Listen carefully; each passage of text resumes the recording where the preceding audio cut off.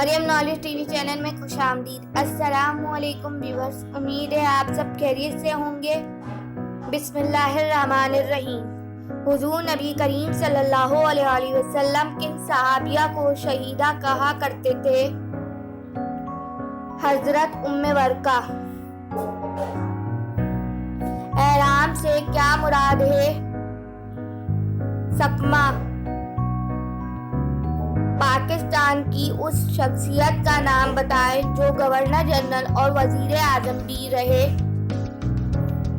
ख्वाजा नाज़मुद्दीन इब्ने नशाती कहाँ के रहने वाले थे? गोलकंडा। खालिस सोना कितने कैरेट का होता है? 24 कैरेट का। पूरी दुनिया में 9 नवंबर को कौन सा दिन मनाया जाता है? World freedom day. इस्तिआरा की कितनी इक़साम है? 5। आइस हॉकी किस मुल्क का कौमी खेल है? कनाडा का। पौधे किस वजह से ठंडे रहते हैं?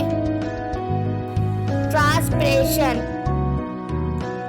ऐसे जानवर का नाम बताएं जिसके पाँव नहीं होते और सोते में भी उसकी आंखें खुली होती हैं। मछली और सांप। अगर आपको ये वीडियो पसंद आई हो तो हमारे चैनल को लाइक और सब्सक्राइब जरूर कीजिए और कमेंट करना ना भूलें।